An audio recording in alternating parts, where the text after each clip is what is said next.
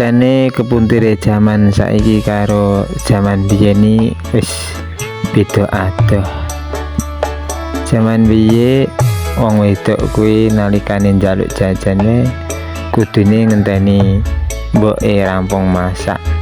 Ya ora gur ngenteni tok, ya kon ngrewangi nyang pawon, melu nguripke geni, cethek geni, nyuguhke kayu, ulek sambel lan uga kon ngewangi masak nganti rampung. Alhasil cewek wong wadon zaman biyen anggere wis dadi cewek wis iso masak.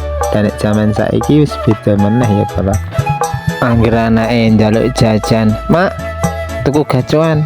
"Nyo." "Mak, tuku seblak." "Nyo, sik tuku kono." Malah cok kadang wong tuane saiki sing nyoh malah karo ngomong, "Wis, aja ganggu aku, Mama lagi masak. Wis gek kono, jajan kono." Akhirnya bisane ya gur pacaran terus, arep mangan tinggal online, arep ngopi nongkrong nggon kafe, arep nyuci wis ora iso, akhirnya di laundry. Wis ora bisa masak, ora bisa nyuci, ora bisa beberes, gayane turu bengi, tangi beduk kantong bolong, wis pokoke weruh sego kari ngemplok, modale kur foto selfie karo goyang dombret. Ono sing paling parah meneh, angger njaluk ora dituruti wong tuane, malah ngancem wong tuane. Piye to iki bolo, piye? Bocah sing kudune bakal ibu besuke malah dadi spesialis drama Korea.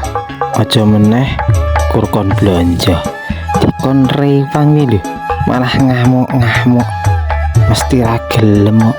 Ya mencane ngono kuwi bocah ora gelem rekoso, tapi pengen uripe kuwi kepenak.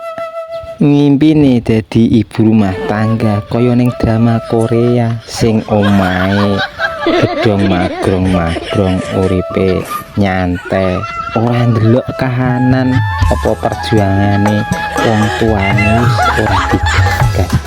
Ujung-ujunge besok nek keluarga ono masalah sithik mesti mewek, ya mesti wong tuane sing repot. Ora nek ngene iki sapa sing repot, sapa sing salah?